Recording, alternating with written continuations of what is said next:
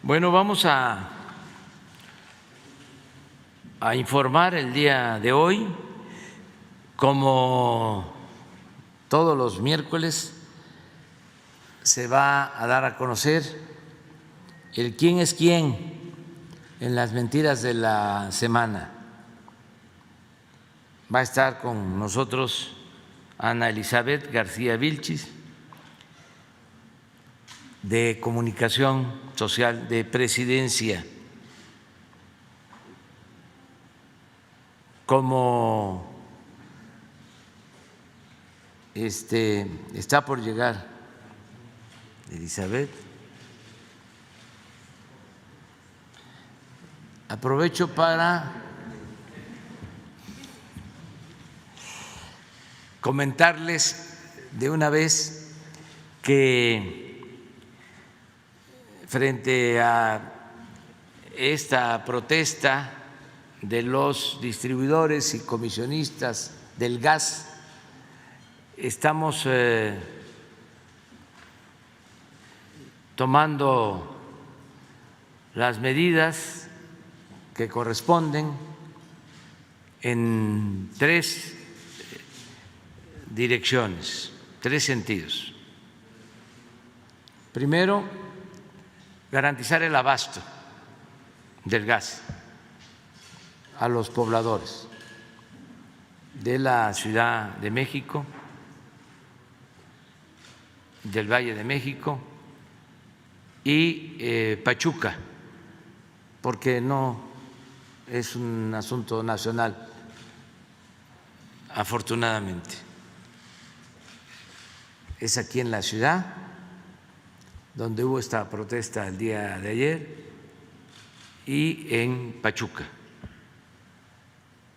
Todo esto porque pues se habló de que era un paro nacional y se difundió mucho en ese sentido, ¿no? Ya estamos viendo cómo garantizamos el abasto en una situación de emergencia. Eso es lo primero que quiero transmitirle a la gente.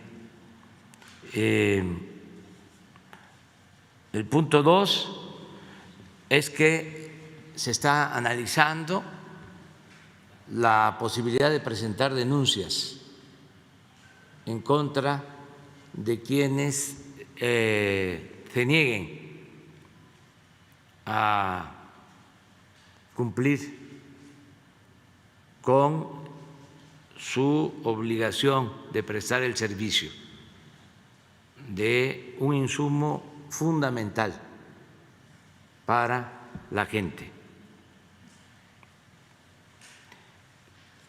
Desde distribuidores hasta comisionistas. Y tercero, se va a hablar con los distribuidores, con los comisionistas, para ofrecerles garantías de seguridad, porque ayer comentaban que no podían salir porque les podían vandalizar sus unidades. Va a intervenir la Guardia Nacional para proteger a distribuidores, a comisionistas que ayuden para que no falte el abasto del gas. Esas son las 3 medidas que se están tomando y mañana les informamos porque se quedó un equipo trabajando, tratamos este asunto hoy en el Gabinete de Seguridad. Entonces se quedó la secretaria de Seguridad, el secretario de la Defensa, el secretario de Marina, el comandante de la Guardia Nacional, la secretaria de Energía, el director de Pemex, el consejero jurídico de la Presidencia,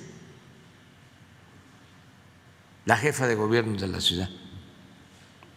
Están reunidos para que se actúe en estas 3 direcciones o directrices o estas 3 medidas con el propósito de que no falte el gas en la ciudad ni en ningún otro lugar del país. Bueno, dicho esto, ahora sí vamos con Elizabeth para que nos informe sobre quién es quién en las mentiras de la semana. Gracias, señor presidente. Buenos días a todas y a todos.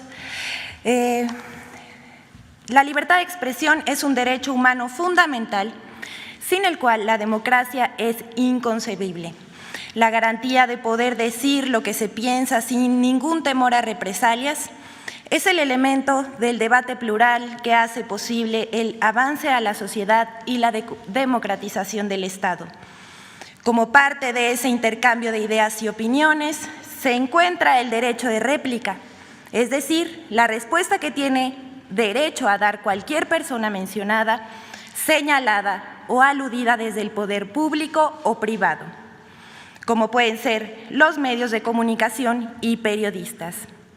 El objetivo de esta sección, ¿Quién es quién en las noticias de la semana?, es aclarar o desmentir la proliferación de noticias falsas, noticias con verdades a medias o noticias abiertamente tergiversadas que distorsionan las acciones del Gobierno de la República o del presidente.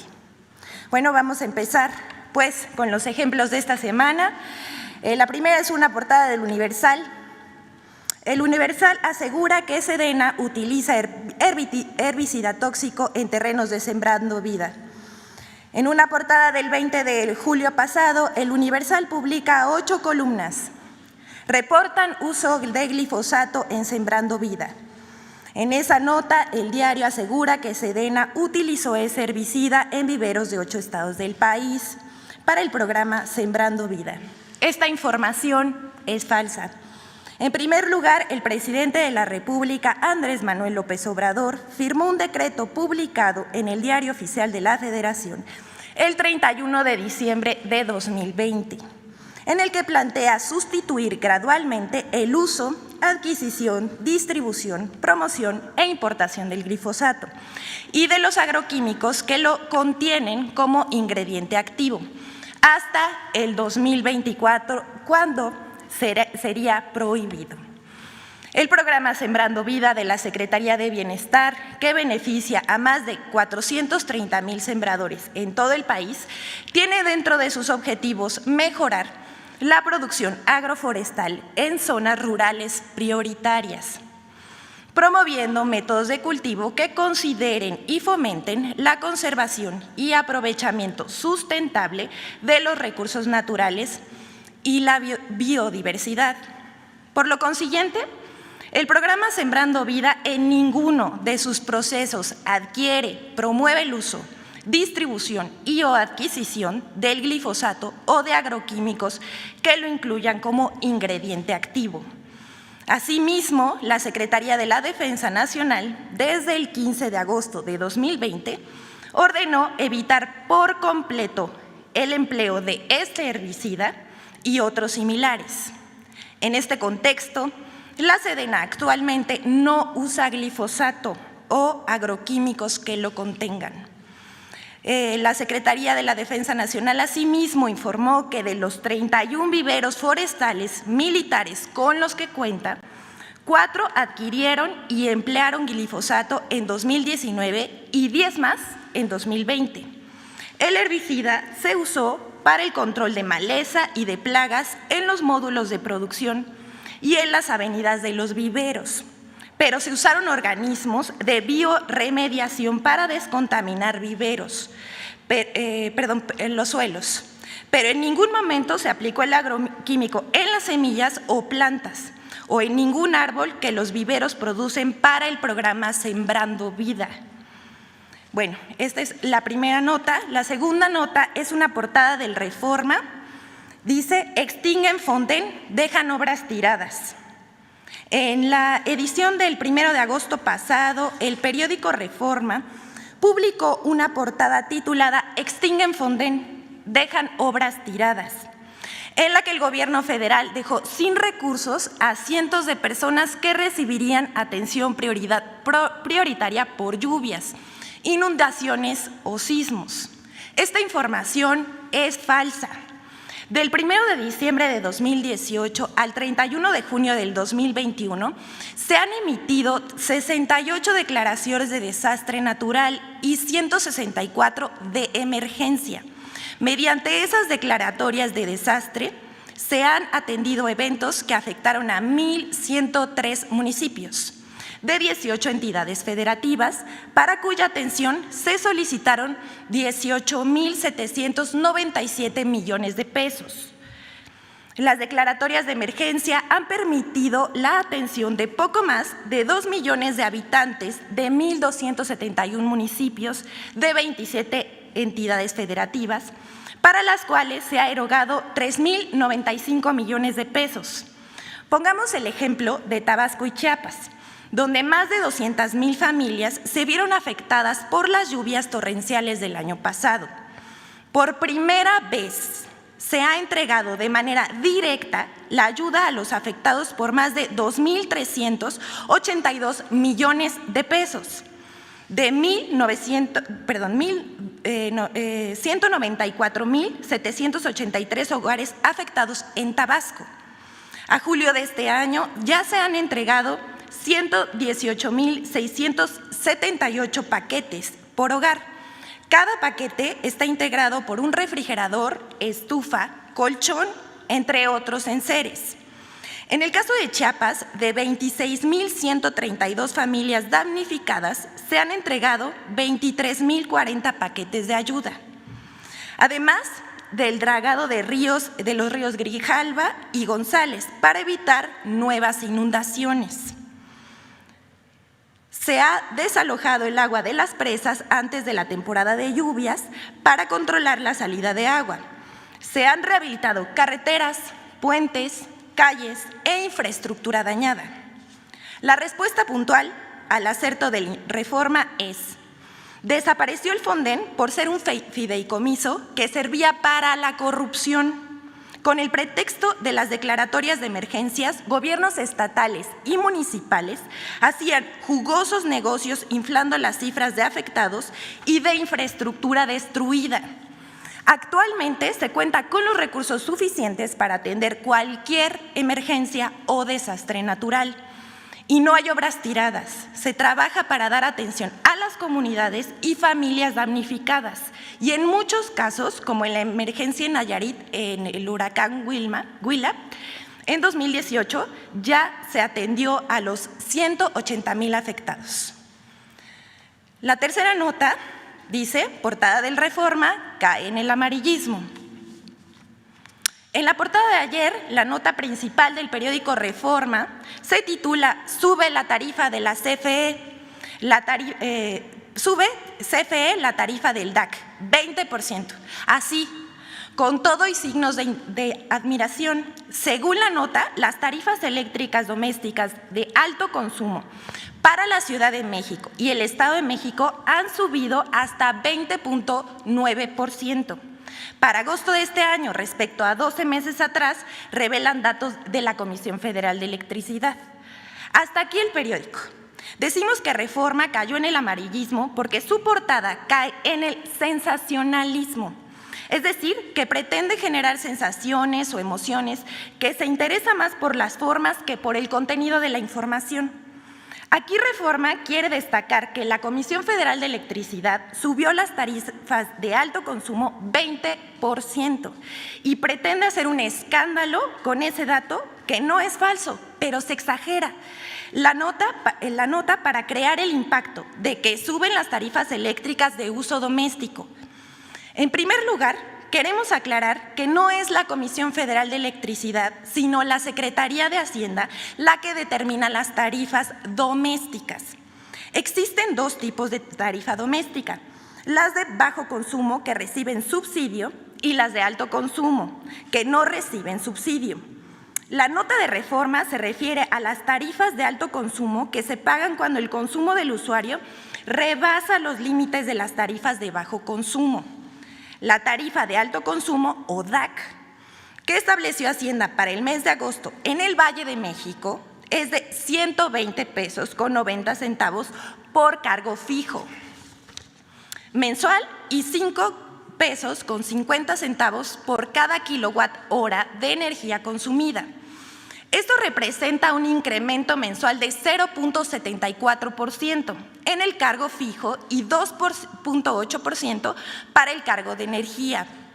Si se comparan los dos componentes de la tarifa con respecto a agosto de 2020, hay un incremento de 6.8% del cargo fijo y 20.9% para el cargo de energía. Sin embargo, hay que quitarles el porcentaje de inflación. En los 33 meses que lleva el gobierno de Andrés Manuel López Obrador, que se ha comprometido a no subir las tarifas por arriba de la inflación, lo cual ha cumplido hasta el momento. Esto se comprueba si vemos que el incremento para la tarifa de alto consumo en términos reales ha sido solo de 9.1%, mientras que la inflación ha sido de 11.41%. Debemos recordar que por la pandemia el presidente dispuso que para apoyar la economía familiar, ningún hogar de bajo consumo podría cambiar su estatus al de alto consumo, aunque aumentara su consumo en el confinamiento. En 15 meses, ningún usuario ha sido integrado a la tarifa de alto consumo o DAC.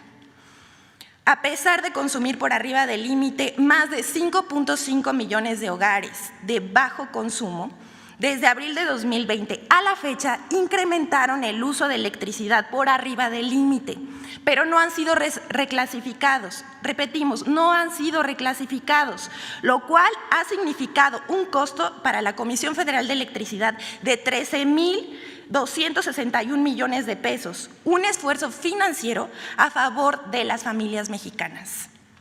Actualmente existen 210.352 usuarios domésticos que pagan la tarifa de alto consumo y son 41 millones de hogares que pagan la tarifa de bajo consumo y que en el último año solamente aumentará 3.33%, por debajo de la inflación.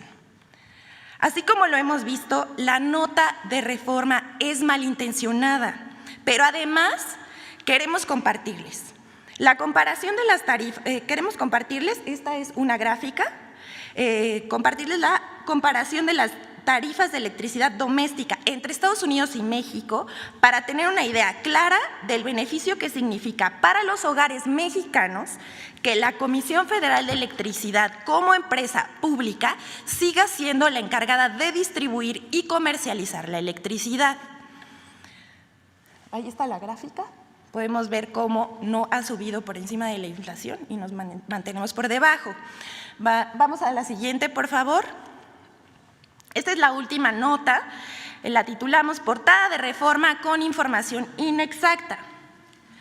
En otra nota del periódico Reforma, publicada ayer también en portada con el título Reciente inseguridad, primero a tapar baches, consigna que, según el presidente Andrés Manuel López Obrador, antes que la inseguridad, a la gente le preocupan los baches en las calles. Informa además que el presidente ayer anunció un programa nacional de bacheo. En la conferencia de prensa del lunes en Puerto Vallarta, a pregunta expresa de un reportero de Reforma, quien no se identificó, preguntó sobre la estrategia de seguridad, citando la Encuesta Nacional de Seguridad Pública del INEGI, según la cual 66% de la población consideró que su ciudad es insegura. El dato es verdadero, como se muestra en esta lámina. Sin embargo, hay que decir que durante esta administración, según la misma encuesta del INEGI, la percepción de inseguridad ha bajado por debajo de la que se tenía en 2013. Aquí vemos la gráfica. En septiembre de 2013, 68% de la gente percibía su ciudad como insegura. En marzo de 2018 subió hasta 76.8%. Y a lo largo de esta administración ha bajado 66.6% en junio de 2021. En la misma encuesta del INEGI, preguntó a los ciudadanos sobre los problemas de su ciudad y el 75.9% de los ciudadanos coincidieron en el que el principal problema de sus ciudades son los baches, dejando la inseguridad en cuarto lugar. Aquí lo vemos en la gráfica. Los baches en las calles y avenidas tienen 75.9% y la delincuencia, que es robos, extorsiones, secuestros y fraudes, a la baja con el 56.2%. Y bueno, si comparamos la misma pregunta de la encuesta de 2017, resulta que los baches también fueron la principal preocupación, pero la delincuencia, la inseguridad, estaba en segundo lugar. O sea, que a partir de esta administración que encabeza el presidente Andrés Manuel López Obrador, la percepción de inseguridad ha bajado. Así lo confirma el INEGI en estas dos gráficas. Esta es la última. Muchas gracias. Gracias, señor presidente. Es todo. Yo quiero participar en tu sección. ¿Me lo permites? Claro. Bueno, quiero mostrarles cuánto recibía de publicidad, cuánto recibía de dinero de publicidad el Universal y el Reforma. ¿Y por qué es su enojo con nosotros?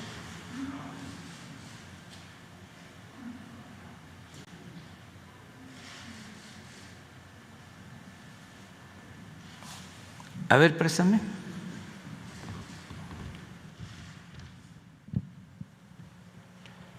El Universal con Fox, 274 millones.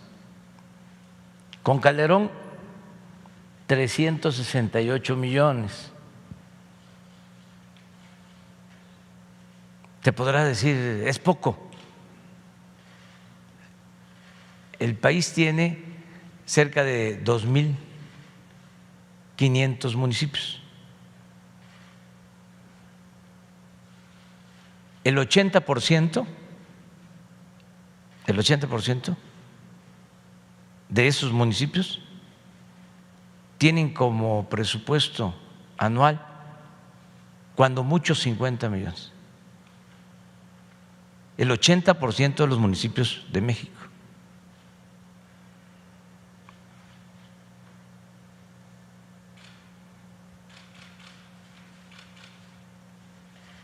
Y con Peña, pues se rayó.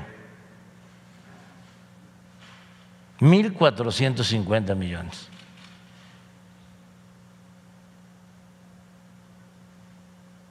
En total, el Universal, 2.092 millones.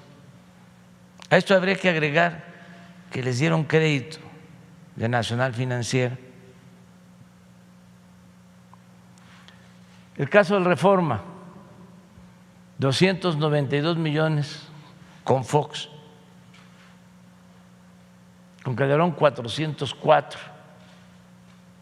y con Peña 291. En total, 987. Se podrá decir, es poco, es la mitad de lo que recibió el Universal. Nada más que aquí hay que aclarar que este periódico es el vocero de los potentados de México y recibe financiamiento de las grandes corporaciones que han hecho su agosto con el presupuesto público en los tiempos del periodo neoliberal. ¿Quién sostiene al Reforma? Los bancos.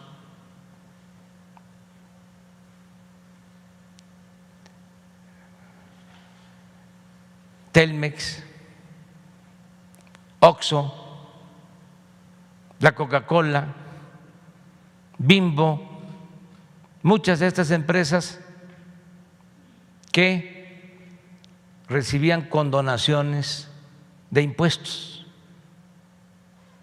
que no pagaban impuestos, o si pagaban se los devolvían. Entonces, esto no incluye esa publicidad.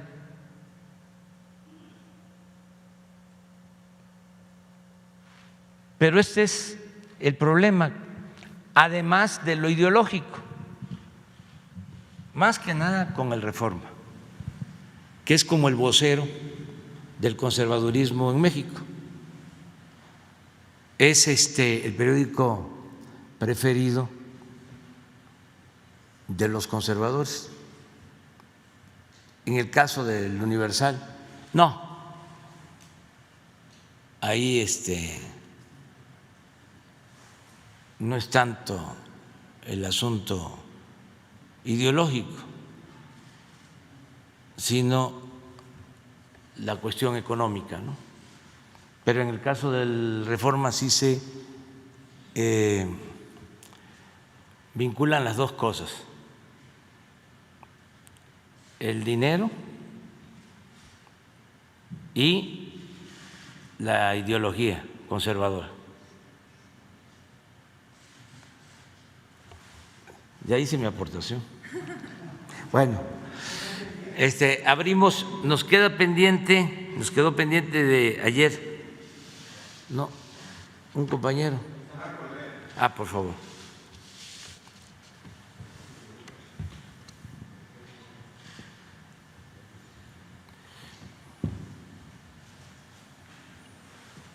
Gracias, presidente. Gracias a la gente que lo ve, lo escucha dentro y fuera de México. Presidente, yo le voy a retomar el tema de la consulta del pasado domingo y también otro tema sobre la cultura de paz en México. Empezamos con el tema de la consulta del pasado domingo, donde pues de entrada la pregunta estuvo amañada por parte de la Suprema Corte de Justicia de la Nación. Pareciera que fuera una pregunta de burlesque, porque estuvo a favor de los funcionarios, como decía ahí la boleta, corruptos, pero no decía nombres, fue muy ambigua. Fue a favor de la gente que robó, que saqueó al país, pero no a favor de la ciudadanía. Posteriormente, el INE, obviamente, hizo sus artimañas para poner pocas casillas. A mí me tocó que me tocaba votar en cierto lugar y me mandó a una distancia de 40, 45 minutos con el afán quizá de no poder votar. Posteriormente, obviamente los medios de comunicación, los tradicionales que conocemos y conocemos bien, hicieron una campaña ardua para que la gente se confundiera y perdiera obviamente la fuerza que debería tener esta consulta, presidente. Yo le quiero preguntar cuál es el trasfondo de esta consulta, si los expresidentes desde Salinas hasta Enrique Peña Nieto se van a quedar impunes sin ser juzgados luego de haber ejecutado diferentes masacres, saqueos, el Fobaproa. Y también otra cosa ahí, que su líder nacional de Morena pues no hizo el trabajo respectivo para ejecutar una campaña donde la gente se informara. El Fobaproa es un proyecto donde se saqueó el país y en 70 años no vamos a poder pagar esa deuda, presidente. En ese sentido, también en Morena está, pues ahora como diputada federal, la señora Patricia Armendáriz, filántropa chiapaneca, que obviamente orquestó y por supuesto abrió y cerró bancos del Fobaproa, y ahora Mario Moreno le da una curul en la Cámara Baja. Usted ayer hablaba de corruptos, de hipócritas, saqueadores. Patricia Armendáriz, ¿qué está haciendo en el Congreso con esas características? Yo quiero preguntarle cuál es el mensaje que le da a los 7 millones de mexicanos que acudieron a las urnas y que creen en un México de justicia. Pues el mensaje es que los felicito y les aplaudo. Son ciudadanos ejemplares y que la libertad no se implora, se conquista, y que recuerden el título del libro de Mandela, su autobiografía, El largo camino hacia la libertad, la lucha por la justicia, por la democracia, por la dignidad de los pueblos, exige de perseverancia, de muchas fatigas y de no rendirnos. Se puede uno tropezar, se puede uno caer, y hay que levantarse y seguir caminando hasta lograr el triunfo, o caminar hacia el ideal, aunque no se alcance.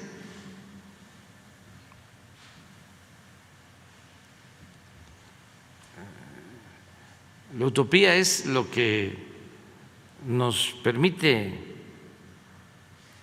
caminar. Decía el gran escritor Galeano,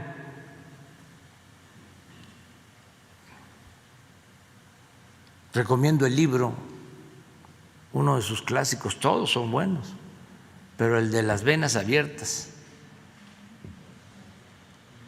de América Latina, escritor uruguayo, decía que la utopía era lo que nos permitía caminar hacia un ideal en la búsqueda de la justicia, en la búsqueda de la democracia, en la búsqueda de la fraternidad universal, y que a veces se caminaba y se pensaba que ya se estaba por llegar y ese ideal se nos alejaba y teníamos que seguir caminando. Pero lo importante era caminar hacia el ideal, no solo conseguir que ese ideal o ese sueño se convirtiera en realidad.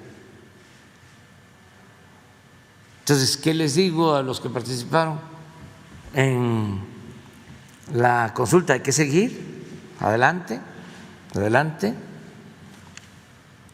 y actuaron muy bien, como muy buenos ciudadanos, y están desbrozando el camino, limpiando el camino para que se establezca en México una auténtica democracia, una verdadera democracia, que podamos crear entre todos el hábito de la democracia porque por falta de democracia se han padecido de crisis económicas, de crisis de bienestar. Por la falta de democracia se estableció como forma de gobierno la corrupción.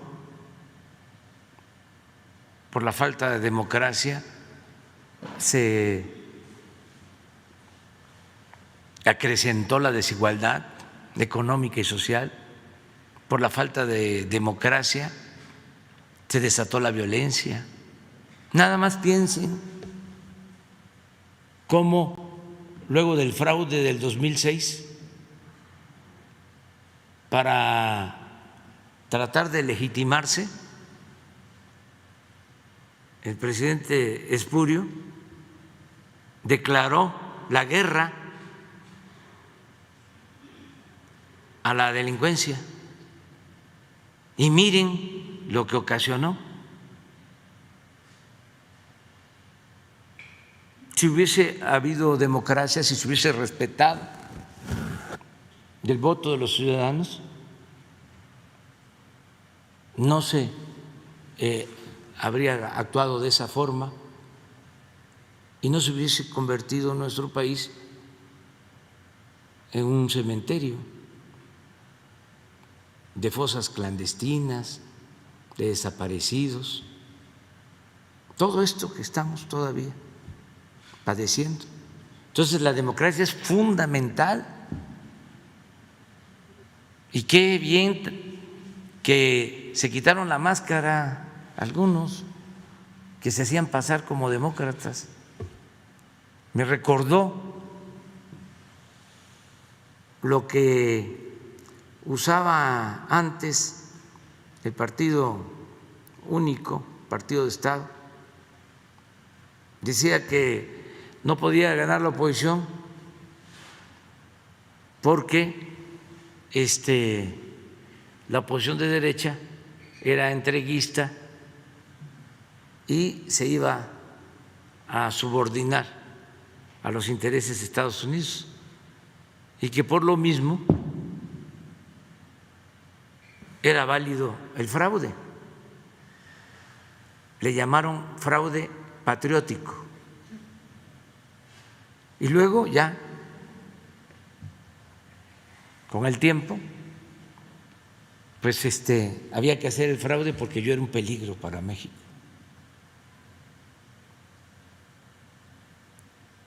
Entonces ahora, intelectuales orgánicos, escritores, oportunistas, convenencieros, acomodaticios,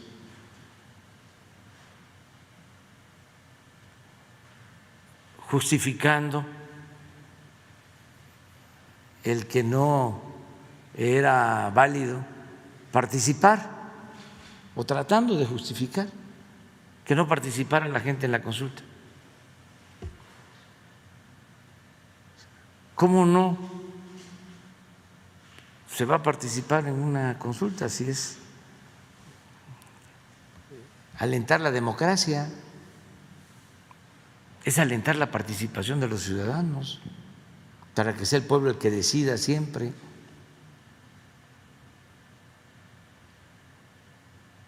Pero bueno, todo esto es enseñanza y hay que sacar las lecciones, las enseñanzas de todos estos procesos. Pero votó casi 7.5 millones de mexicanos. Muchísimos. De esos, el 95, 96%, si no me equivoco, votó por el sí para que se enjuiciara a los expresidentes o, por supuesto, también a funcionarios que hayan saqueado el país. Yo le quiero preguntar sobre ese tema. Entonces, obviamente la consulta pues no alcanzó para llevar a cabo un enjuiciamiento en contra de los expresidentes. Entonces, los expresidentes, desde Salinas hasta Enrique Peña Nieto, van a quedar intocables después de la matanza de Acteal, el Fobaproa, el saqueo, las miles de fosas. No, en muchos casos hay denuncias y cualquier ciudadano puede presentarlas y la autoridad competente es la que va a decidir. También en el caso de la consulta, aunque se hubiese logrado el 40% de participación para que fuese vinculatoria, de todas maneras no era enjuiciarlos sin el derecho a la defensa. No era un juicio sumario, se tenía que llevar a cabo todo un proceso legal, como a cualquier otro ciudadano. La consulta tiene un valor que va más allá de lo jurídico. La justicia, siempre lo he dicho, no solo es castigar, la justicia es también prevenir, que no haya repetición, porque lo peor que se tenía en México es que robaban y ni siquiera perdían su respetabilidad, cometían atrocidades y no perdían su respetabilidad. Eran intocables,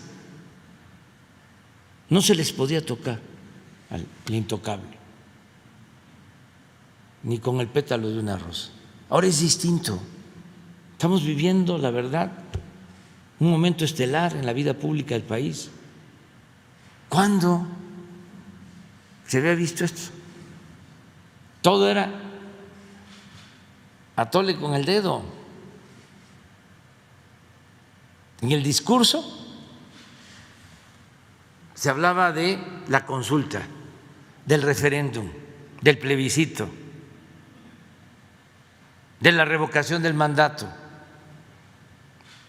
pero era el discurso.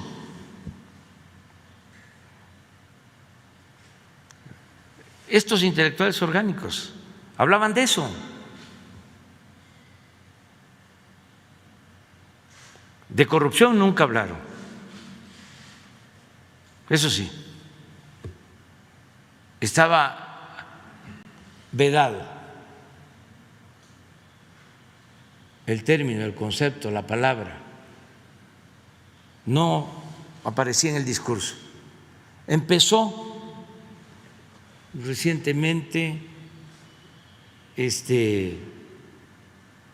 junto con lo de la transparencia, para simular,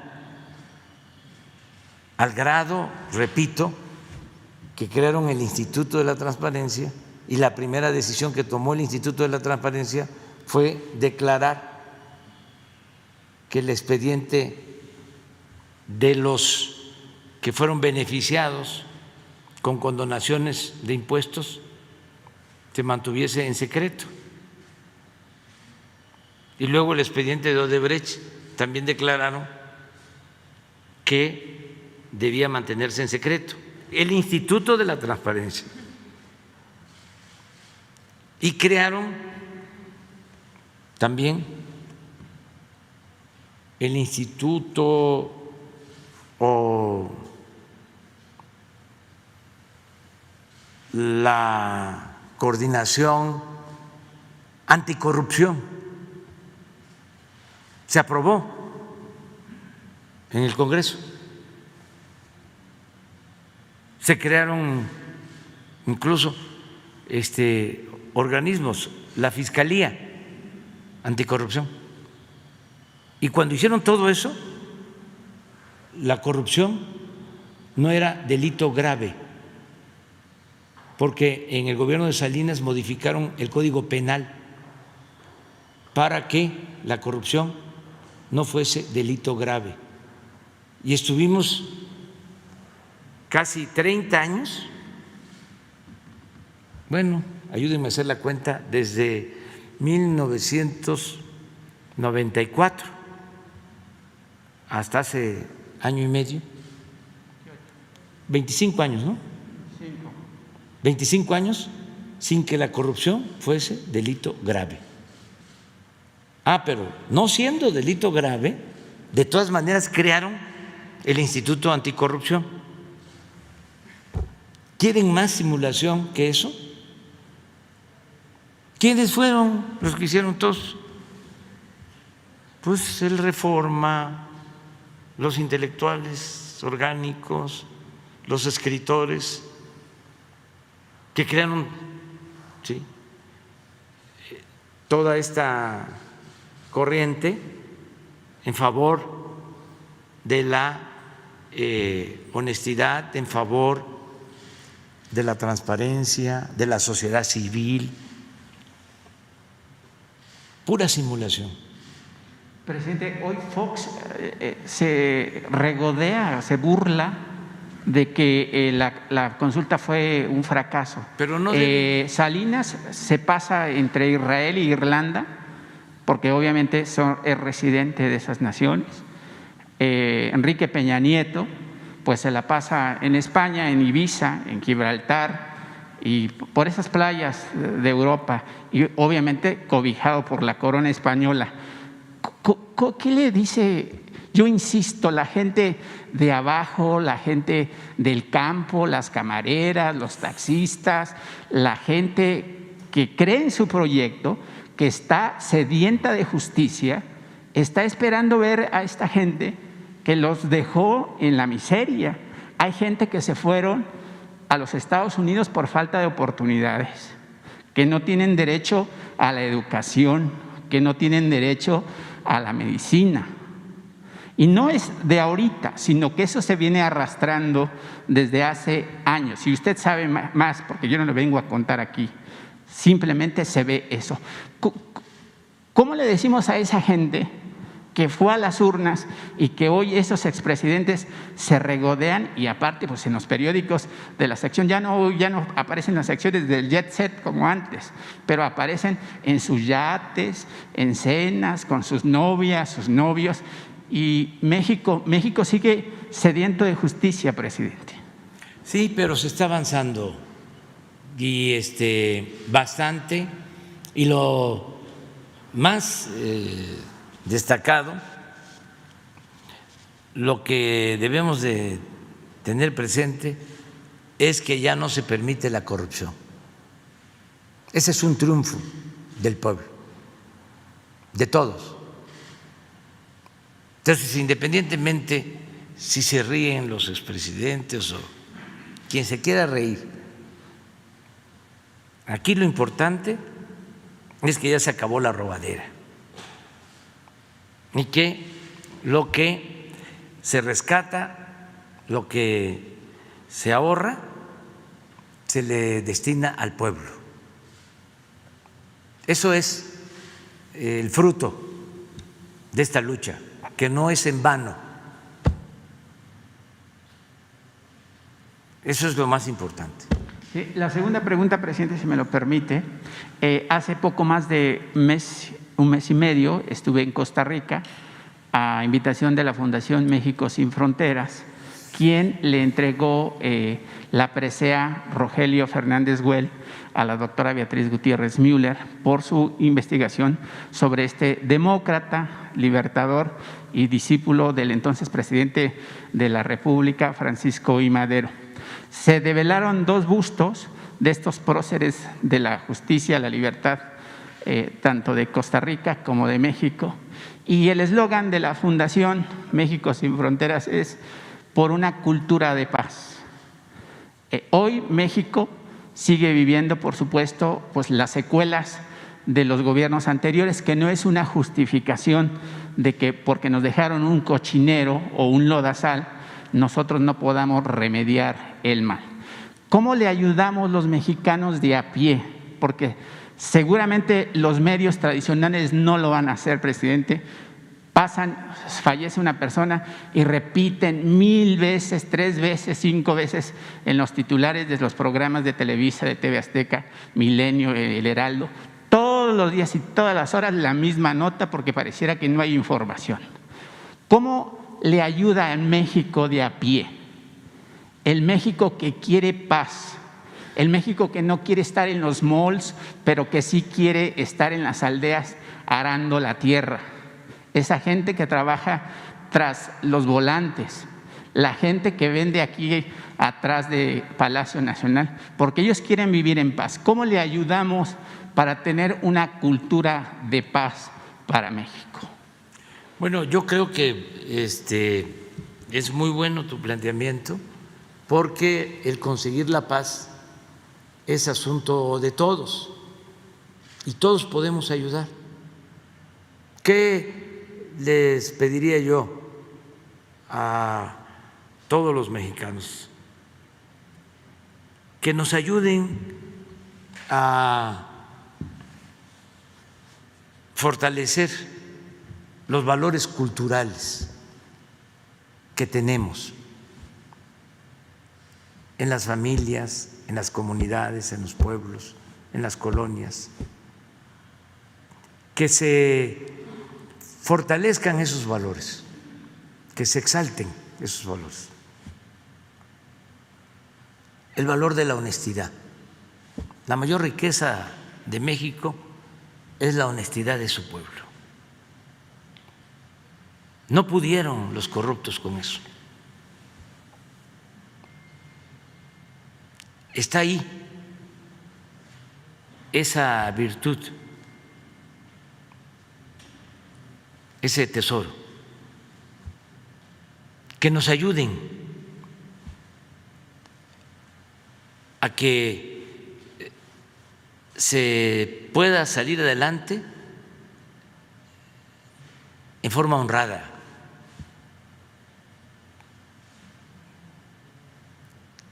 con honestidad, como nos los enseñaron nuestros padres, nuestros abuelos. Eso es parte de nuestra cultura, la honestidad. Que nos ayuden mucho difundiendo la idea básica, rectora, de que solo siendo buenos podemos ser felices. Que nos ayuden en eso, transmitiendo eso a los hijos, a todos los familiares, la gente mayor, que nos ayude a fortalecer esos valores que ellos recibieron como legado de los antepasados, que se fortalezcan esos valores. Por eso lo de la cartilla moral, que los que la elaboraron le pusieron guía ética para la transformación. Yo quiero que esa guía ética para la transformación se distribuya más. Ya se entregó, pero que se tenga en cada hogar y que además se vaya actualizando con la opinión de todos, que todos participemos y que se tenga como una constitución moral en cada hogar y que nos ayuden a que se vayan fortaleciendo esos valores, sobre todo en la juventud.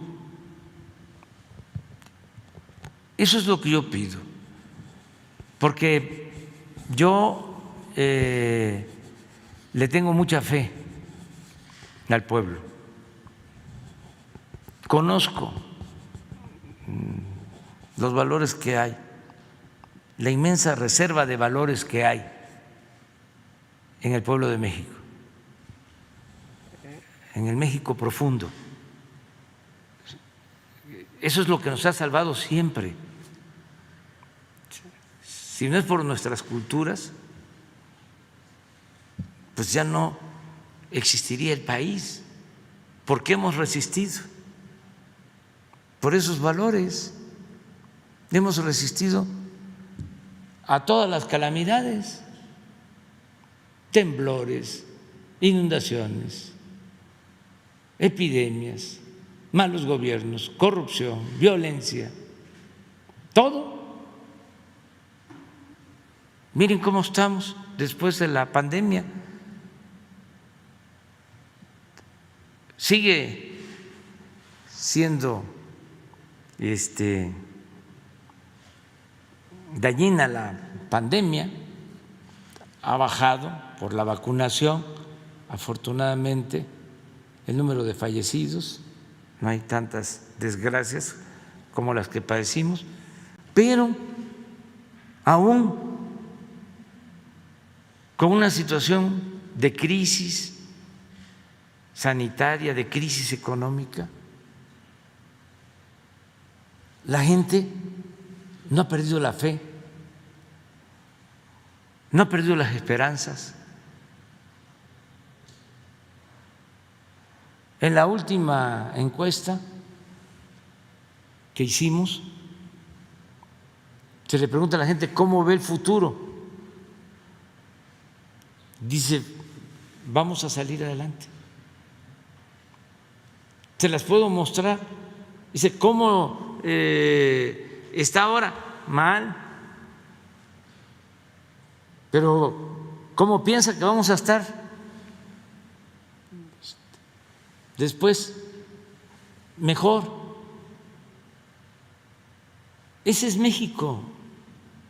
Esa es la grandeza de México. Entonces, si me dices, ¿en qué ayudan? En eso, en fortalecer valores, porque no solo de pan vive el hombre. Queremos bienestar material, pero también queremos bienestar del alma, porque si vamos a poner por delante lo material, pues eso no nos va a ayudar mucho. Claro, se está avanzando en lo material y vamos a salir de la crisis económica y todo, pero lo que tenemos que fortalecer más son nuestros valores. ¿Por qué fue la decadencia?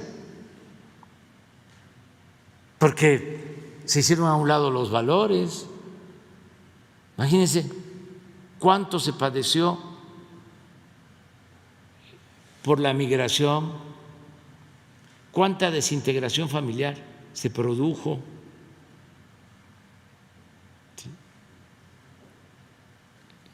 Cuánto sufrimiento por la falta de oportunidades.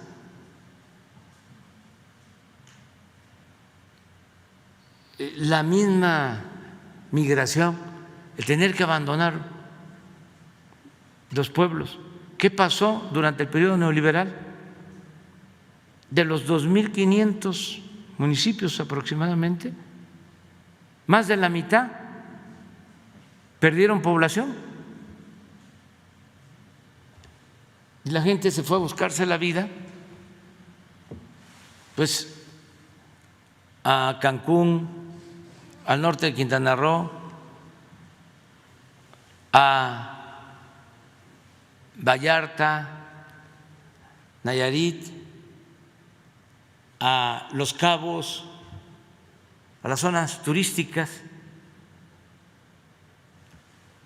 a las grandes ciudades del interior del país, a las zonas fronterizas. Pero hay municipios que tenían en 1980 3,000 habitantes, municipios pequeños, y que ahora tienen 1,500, porque la gente tuvo que salir. Entonces, todo eso pues afecta tradiciones, costumbres, valores. Entonces tenemos que fortalecernos en lo cultural y también no estar pensando que es lo mismo la educación que la cultura o que la educación es más importante que la cultura. No, la cultura eso es lo que viene de lejos y lo que heredamos y son todos estos valores. Hay gente que son doctores científicos y que son clasistas, racistas, lo que no tienen nada que ver con las culturas originarias. ¿Cómo es la gente en las comunidades indígenas? Solidaria, fraterna, humanista. Se muere alguien y no tienen para el entierro y cooperan todos. Y va a haber velorio y no va a faltar el café, el pan, porque cooperan todos. Esos son valores, no el individualismo, ¿no?, que quería eclipsarlo todo, el individualismo y el egoísmo, el aspiracionismo. Claro que queremos que haya una clase media, pero una clase media humanista, fraterna, una nueva clase media. No es ascender en la escala social sin escrúpulos morales, sin voltear a ver a los demás, sin amor al prójimo. Eso genera muchos problemas. Hay sociedades así que han perdido valores y tienen graves problemas de descomposición social. Nosotros tenemos que cuidar eso y yo estoy optimista y vamos a salir adelante. Sí, dos recordatorios o exhortos, presidente. Aquí más o menos año y medio yo le planteé la situación de más de un centenar de campesinos en Krill. Usted dijo que los atendería el ahora entonces secretario de Hacienda, Arturo Herrera, ya se fue a CONACYT antes de tomar la presidencia del Banco de México. La situación no se resuelve, presidente. Yo quisiera que los desengañara a los campesinos, porque yo le digo que los campesinos son los pobres al cuadrado, presidente. Sí. ¿Por qué le digo que son los pobres al cuadrado? Porque son los pobres más pobres y vaya parábola o novela, que son hombres y mujeres que cosechan el campo, que nos dan el producto para ponerlos en la mesa de nosotros y ellos son los únicos o los últimos que no comen o no comen. Presidente, déles una solución, págueles las tierras que gobiernos anteriores les invadieron y que siguen teniendo esperanza en usted. Y otra es… A ver, desde una vez esa, ya para definitiva, para ver si se resuelve en favor de ellos. Que el lunes a las 10 de la mañana, tú les comunicas el lunes próximo, y digo hasta el lunes para que ellos se preparen, puedan venir, que vengan 3 de estos campesinos de Krill, 3. Los va a atender Leticia Ramírez aquí en Palacio y va a estar el procurador agrario, van a estar los dos y revisan todo y ustedes resuelven, ¿de acuerdo? Para que en definitiva se les dé una respuesta. ¿Te parece? De acuerdo. Vamos a ver aquí, compañero. Gracias, señor presidente. Soy Luis Guillermo Hernández, periodista libre, independiente, ya está muy choteado el término. Soy periodista libre de Sexta W y colaborador de la revista Zócalo, una revista de análisis de medios. La pregunta es, he visto varias sesiones de Quiénes quieren las mentiras y quiero preguntarle qué política pública se va a implementar, qué política pública está planteando su gobierno para contrarrestar este fenómeno de la desinformación y la tergiversación de las noticias. Hemos visto aquí que reiteradamente se menciona medios que constantemente mienten, que constantemente tergiversan, pero no hemos visto de su parte, de su gobierno, señor presidente, una política pública que plantee cómo contrarrestar este asunto. Un dato solamente para argumentar. Hace algunas semanas presentaron ustedes una gráfica de cuáles son los medios que más mienten y que más golpean o que más hablan negativamente de su gobierno. Y mencionaban a El Universal, Reforma, TV Azteca, Radio Fórmula. Y casualmente esos medios son también los medios que más reciben recursos de su gobierno, señor presidente. Los medios que, a pesar de la disminución del 80% del presupuesto de publicidad oficial, también aún reciben la mayoría de los recursos que su gobierno destina para ese rubro. ¿Cuál es entonces la política pública en este sentido? ¿Cómo vamos la sociedad mexicana, cómo va a enfrentarse a esta infodemia si desde su propio gobierno, que señala estas circunstancias, pues no plantea una salida válida para este fenómeno? Bueno, yo creo que la política que tú estás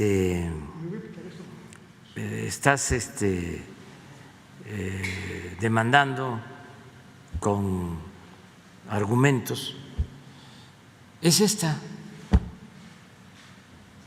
Se ejemplifica en lo que hacemos todos los días.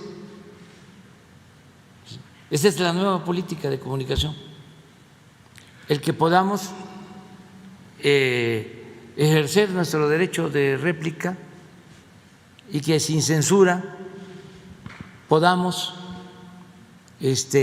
hacer un análisis sobre el manejo de la información, respetando la libertad de todos. Esto es importantísimo porque ya no hacen el mismo daño que hacían antes, cuando solo ellos hablaban, cuando solo ellos opinaban, cuando tenían el monopolio de la palabra, porque así era. Entonces ahora no, ahora todos podemos hablar, expresarnos, manifestarnos. Pero no todos tienen el mismo impacto con esa expresión, señor presidente. Todos, porque si hay 50 millones de usuarios de Internet, todos pueden opinar. Por eso hablo de las benditas redes sociales. Y ya no se da el dinero que se les entregaba anteriormente. No se deja de tener publicidad porque pues se requiere, pero nada que ver con lo que se entregaba anteriormente. ¿Y por qué no promover, por ejemplo, ahora que lo menciona, la ley de publicidad oficial? Es exactamente la misma que regía en el gobierno del presidente Enrique Peña Nieto, una ley que, pues, en términos llanos es muy discrecional. ¿Por qué no promover una nueva regulación que imponga criterios, pues, más objetivos, o que obligue a los medios a garantizar la pluralidad informativa, a garantizar el derecho a la información de la sociedad? Es decir, seguimos financiando los medios que nos mienten y no obtenemos nada a cambio, señor presidente. Lo que decía presidente Lerdo, o se le atribuye a él la frase de que la prensa se controla o se regula con la prensa. Eso es lo que aplica. No debe haber una regulación. Tenemos mejor que ejercer nuestra libertad, que haya debate y que le tengamos confianza a la gente, porque el pueblo no es tonto, tonto es el que piensa que el pueblo es tonto. La gente actúa de manera consecuente, el pueblo es inteligente. Hay quienes se dejan manipular, pero también no es solo por los medios, sino porque ya también ellos tienen un pensamiento conservador. Hay quienes no quieren ver las mañaneras, no quieren saber nada de nosotros, nada. Y les creen a los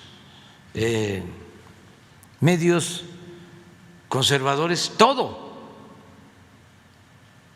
Y entre más exageran los pasquines del conservadurismo, más lo disfrutan algunos.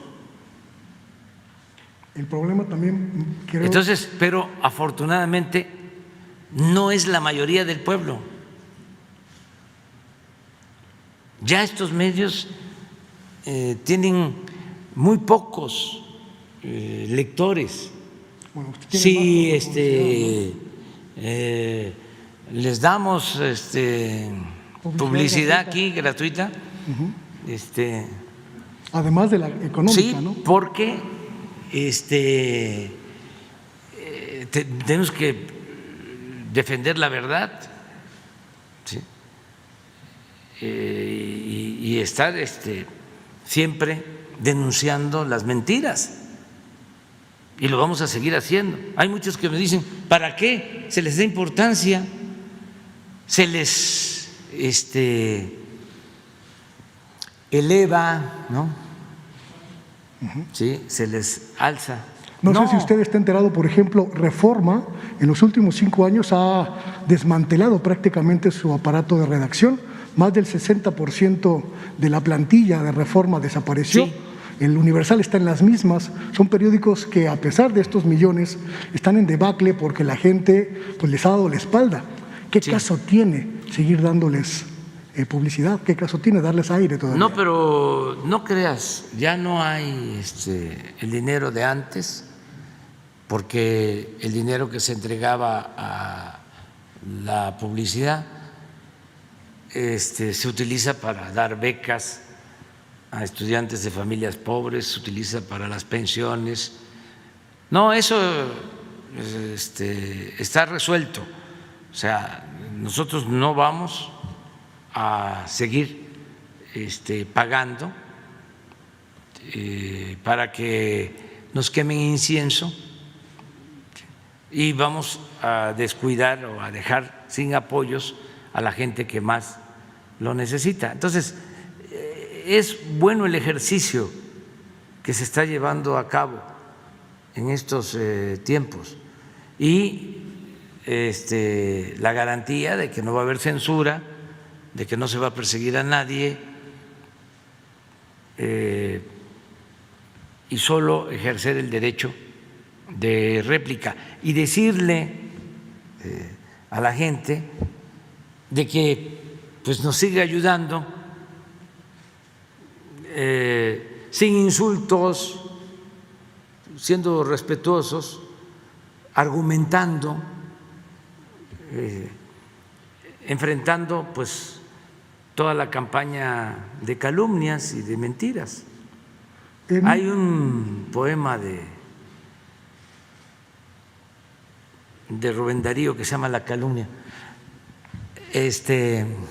Lo pongo en mi nuevo libro, que por cierto ya lo entregué a la editorial.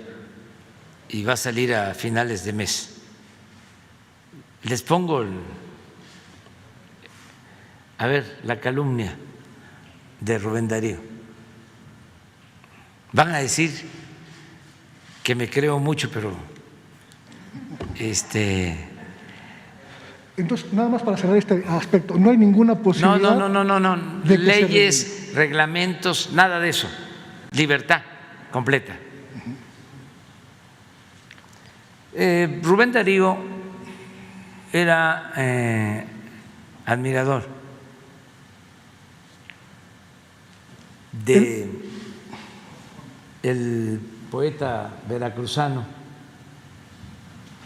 Díaz Mirón, en la primera época de Díaz Mirón, porque fue una época de rebeldía y siempre cuando se lucha por la verdad se tiene creatividad, se tiene talento. Cuando el hombre se entrega por entero a la mentira, decía un crítico, pierde hasta la imaginación y el talento. Entonces, Díaz Mirón en su primera época era extraordinario como poeta y lo admiraba el joven Rubén Darío. Pero después Díaz Mirón se volvió porfirista, le tocó a él declamar un poema cuando se inauguró el Ángel de la Independencia. Y realmente ya no era el gran poeta. Entre líneas se dedica a exaltar a Porfirio y luego es huertista y bueno, ya. Pero en la primera época de su vida pública, que fue diputado y además muy buen diputado, como poeta extraordinario, y lo admiraba Rubén Darío. Pero mire qué bonito esto, qué bello. Puede una gota de lodo sobre un diamante caer. Puede también de este modo su fulgor oscurecer. Pero aunque el diamante todo se encuentre de fango lleno, el valor que lo hace bueno no perderá ni un instante y ha de ser siempre diamante, por más que lo manche el cieno. Maravilloso. Ese poemínimo de Rubén Darío es el que pongo cuando trato el tema de la prensa en México. Así empieza el capítulo. La pregunta que le quería plantear. He podido documentar el conflicto en Notimex, señor presidente. En Notimex lleva más de 500 días en huelga.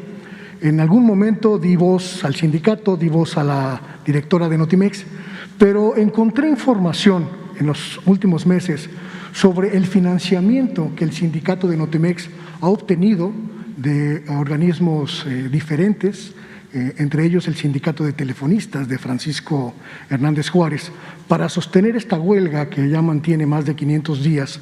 Y también he encontrado resistencia por parte del sindicato a informar de estos recursos que desde mi perspectiva son millonarios para mantener la huelga. Identifiqué algunos elementos de motivaciones políticas por parte de los sindicatos y las organizaciones que apoyan al sindicato de Notimex para extender la huelga y de alguna manera afectar a su propio gobierno, señor presidente. Y también identifiqué que hay una especie de pugna en su gobierno entre las diferentes instituciones que están analizando el caso y que parecen no ponerse de acuerdo en qué es lo que se tiene que hacer en el caso de la huelga de Notimex. ¿Qué va a pasar con este asunto, señor presidente. Parece que la Secretaría del Trabajo va por un lado, la Secretaría de Gobernación va por otro, la Fiscalía General de la República va por otro, la agencia va por otro y la agencia de noticias sigue detenida después de 500 días. Bueno, para empezar, te tengo que reconocer que es exacto tu diagnóstico. Todo lo que acabas de decir es cierto.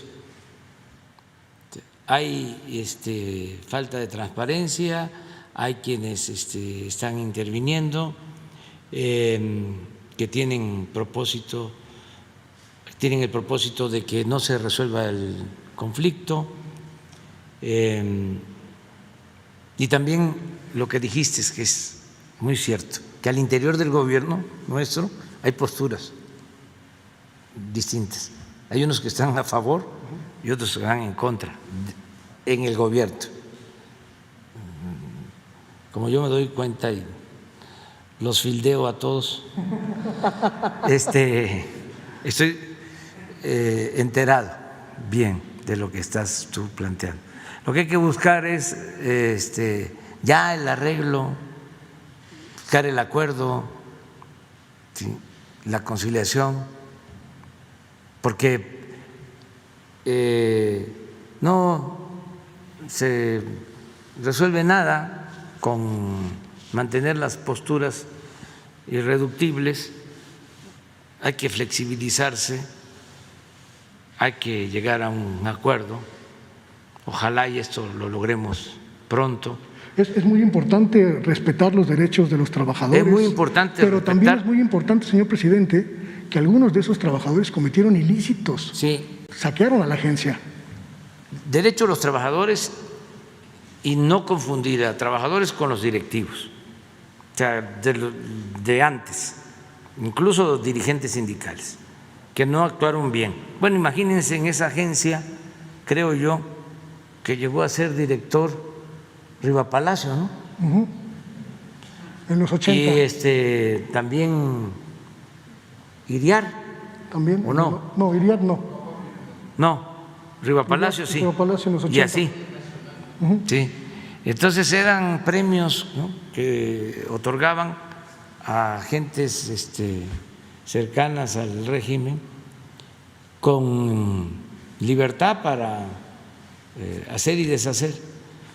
Entonces hay que buscar un acuerdo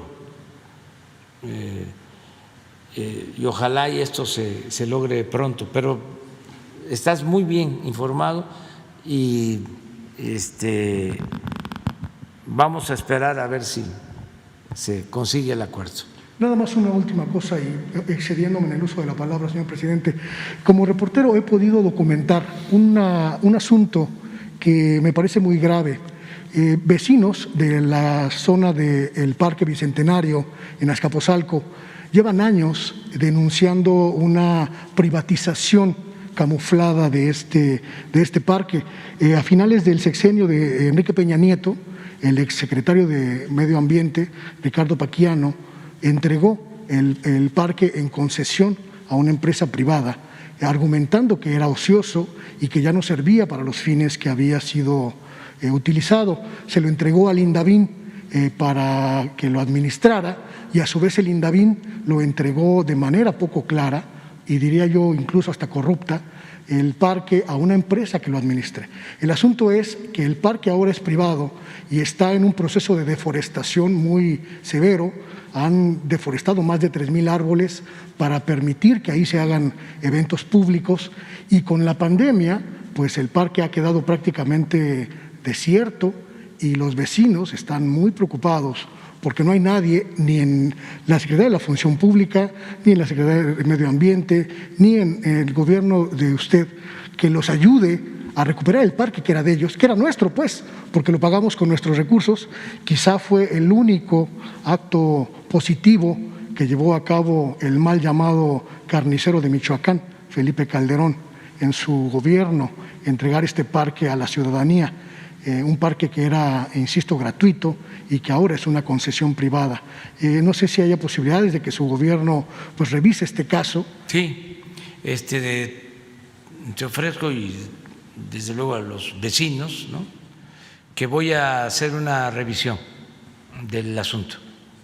Ya tenía información al respecto, pero vamos a analizarlo, a revisarlo.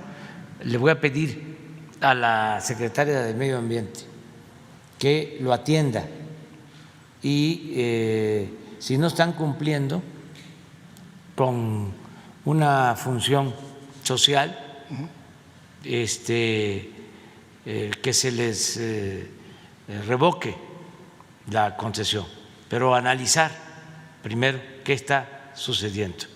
Y sí vamos a intervenir. Gracias, señor O sea, presidente. que le comentes eso. Gracias. Una compañera, porque es que si no, una mujer.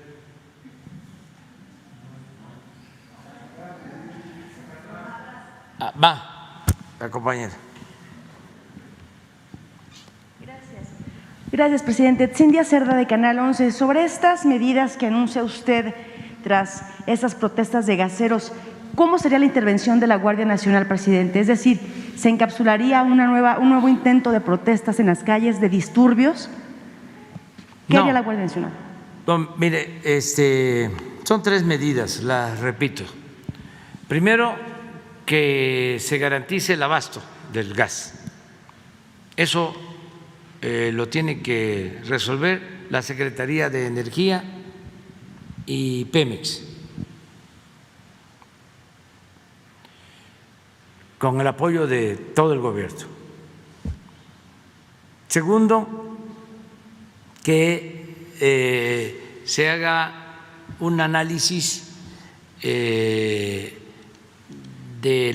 los posibles delitos que se cometen cuando se niega un insumo básico a la población, como es el gas. ¿Qué procede? Si se tienen que presentar denuncias penales contra distribuidores,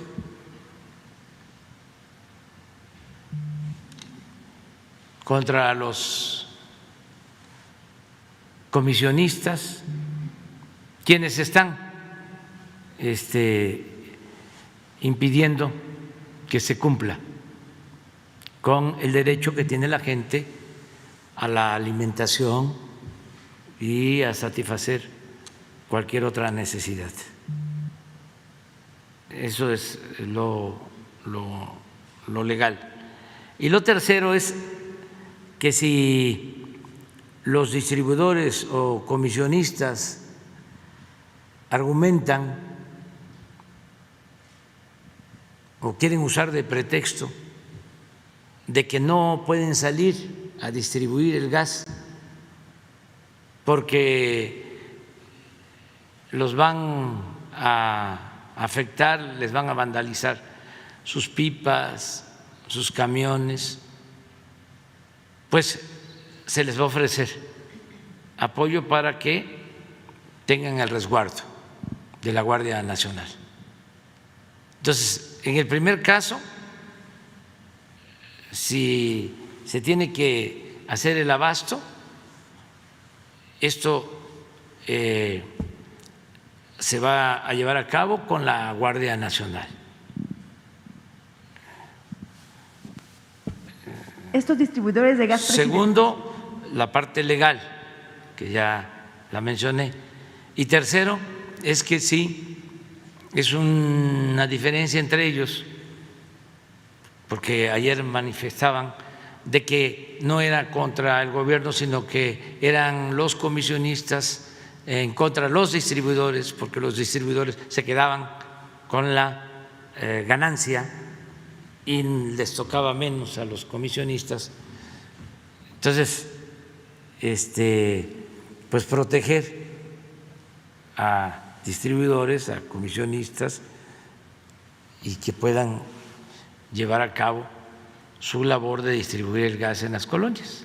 Esta tarifa máxima, presidente, para ellos se argumentan que implicaría la reducción de laboral, implicaría que ganaran menos ¿cómo podría garantizarse llegar a un acuerdo? ¿Se han acercado ellos con usted para establecer? Sí, han estado hablando con la Secretaría, con servidores públicos de la Secretaría de Energía. Ya se les explicó, es una medida que se tomó de emergencia, es transitoria hasta establecer pues un equilibrio en los precios, porque se fueron muy arriba y están afectando la economía popular.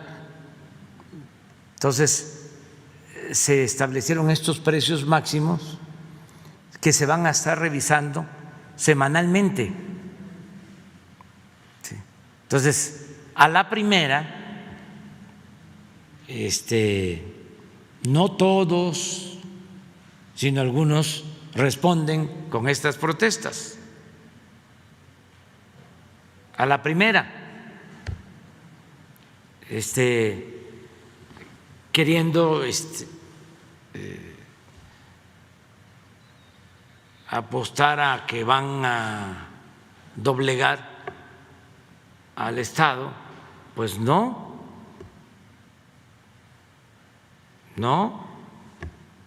ya pasamos la experiencia del huachicol y la gente nos ayudó a enfrentar el huachicol. ¿Y saben cuánto nos ahorramos con el apoyo de todo el pueblo por no permitir el huachicol? A ver, pon la lámina para que se vea que no es en vano resistir de estas presiones, sino vamos a ser rehenes de quienes buscan nada más provecho personal.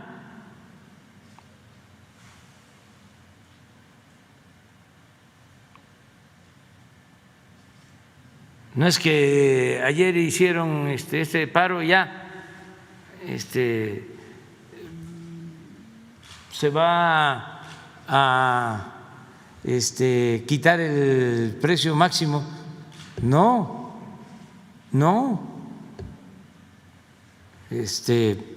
Son medidas que tenemos que llevar a cabo en beneficio del pueblo, en beneficio de la gente. Miren lo que nos hemos ahorrado, nada más por reducir el huachicol.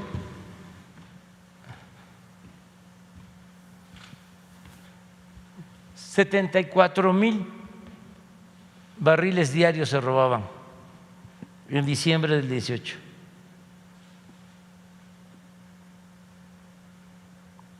Aquí tomé la decisión. Solo en 10 días, 23,000 barriles. Y aquí empezamos. Y aquí fue crisis, ¿recuerdan? Que no había gasolina. Y la gente nos ayudó porque hicieron colas hasta que logramos resolver el problema. Se compraron 650 pipas para abastecer las gasolineras, pipas que maneja la Secretaría de la Defensa, que son las que llevan el abasto. Pues algo parecido, si es necesario, se va a hacer ahora. Y mire, empezó a bajar. Esto es diario. Este es julio, 3.9, 3,900 barriles a 74,000. ¿Cuánto ha sido el ahorro desde entonces? 157,330 millones de pesos.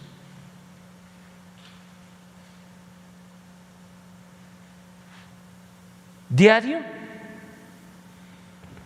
164 millones de pesos.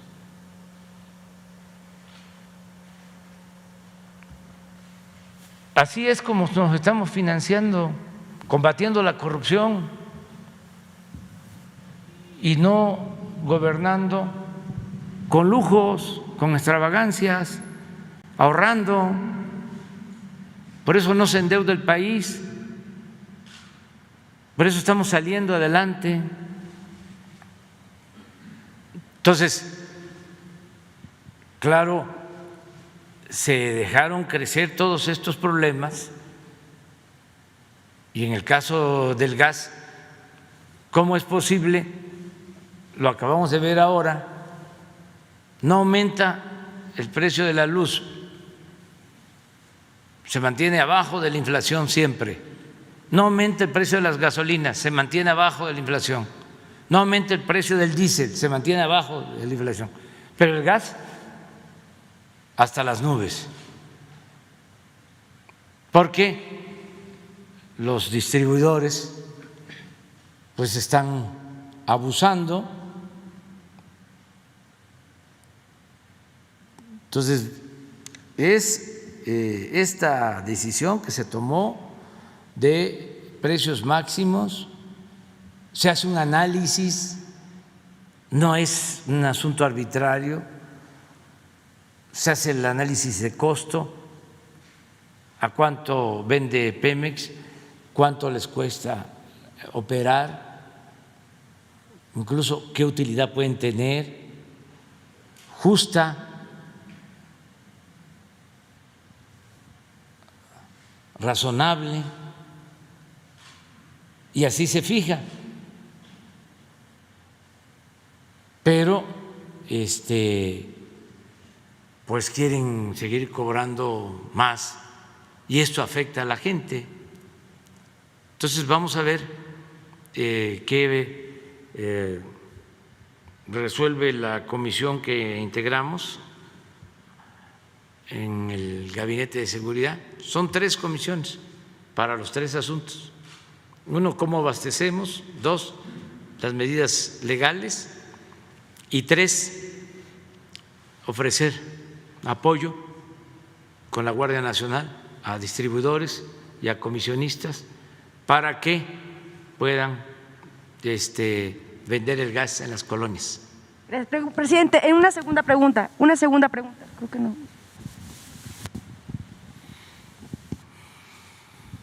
Gracias, presidente. En un segundo tema, ayer en la comparecencia del secretario de Hacienda, Rogelio Ramírez de la O, en la Cámara de Diputados, adelantó lo que contendrá el paquete económico 2022 que se entregará el 8 de septiembre al Congreso.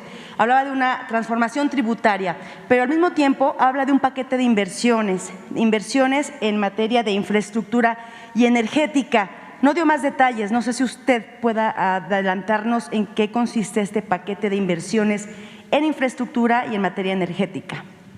Bueno, seguramente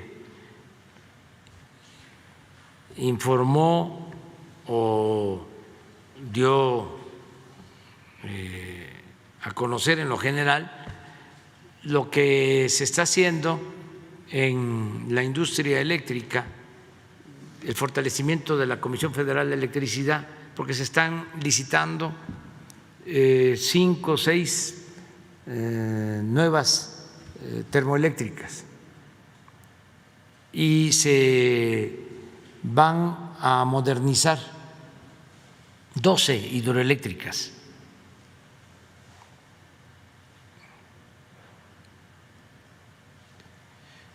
Eso en lo que tiene que ver con la industria eléctrica. Y en el caso de Pemex, pues son los nuevos descubrimientos de campos. Hemos corrido con suerte, estamos descubriendo campos nuevos con mucho potencial petrolero. Y hay un dato importantísimo: se está bajando el costo de extracción de crudo, nos está costando menos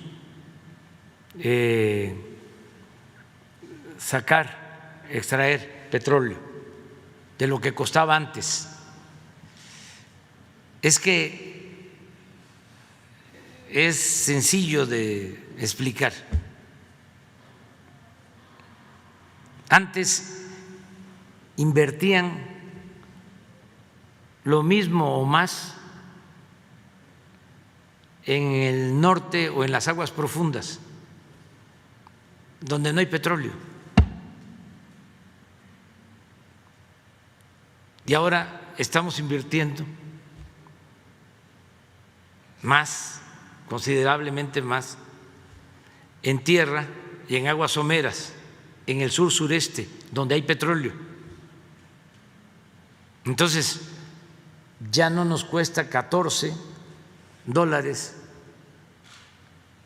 por barril extraer petróleo. Estamos sacando hasta a razón de $3 por barril. Se redujo el costo de extracción. Esto significa más utilidad, más ganancia. Si el barril está en 65 y cuesta 14 extraerlo, ayúdenme a hacer la cuenta. ¿Cuánta es la utilidad? Cuesta 14 extraerlo y se vende en 65. 51. Sí. Y esa es su utilidad. Por eso el petróleo siempre es un buen negocio. Lo que pasa es que aquí, o mejor dicho, los tecnócratas corruptos querían destruir por completo a Pemex. ¿Por qué se obtiene $51 de utilidad por barril? Porque no se le paga renta a la naturaleza, es extractivo. Todo es ganancia. Díganme qué otro negocio deja esa utilidad. No, porque ese es producto del trabajo, ese es el esfuerzo. Entonces, pero si en vez de que cueste 14, cuesta 3, en vez de tener esa utilidad, pues se llega a tener $62 de utilidad por barril. Eso es eficiencia. ¿Por qué entonces ellos invertían en el norte? Porque no les importaba la utilidad para la nación. Lo que les importaba era entregar los contratos a las empresas, se ganara o se perdiera. Le entregaron, por ejemplo, a Repsol de España, en la época de Felipe Calderón, toda la cuenca de Burgos para sacar gas. Le entregaron contratos. No sacaron más gas, pero sí se llevaron todo el dinero de los contratos. Negocios buenos para las empresas, malos para la nación, para la hacienda pública, para el pueblo de México. Entonces ya eso ya no sucede. Entonces por eso es que se están desarrollando nuevos campos en el sur sureste para tener garantizado el abasto del petróleo. Y lo otro que seguramente mencionó o a lo que se refirió en lo general el secretario de Hacienda es de que estamos en un plan de negocios dando un giro, un viraje, porque ya no queremos estar vendiendo petróleo crudo y comprando gasolinas. Ahora queremos procesar en México toda nuestra materia prima para no comprar las gasolinas, ni el diésel, ni otros derivados del petróleo en el extranjero, para que aquí se le dé valor agregado a nuestra materia prima y se dé trabajo y se beneficie más al pueblo de México. Ese cambio implica el modernizar las refinerías, el tener la nueva refinería de Dos Bocas, el concretar la compra de la refinería de Shell, Deer Park, para tener capacidad de refinación. El mercado lo tenemos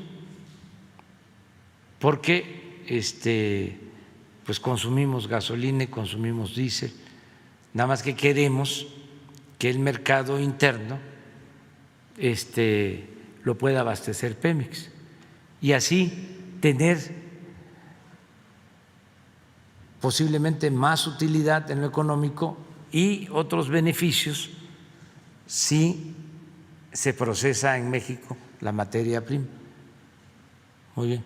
¿Saben qué? Ya tengo un compromiso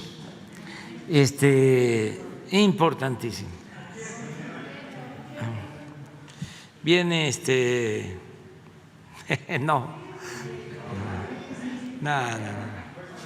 Bueno, tengo un compromiso, ya me tengo que ir, ya es tarde, mañana más tiempo.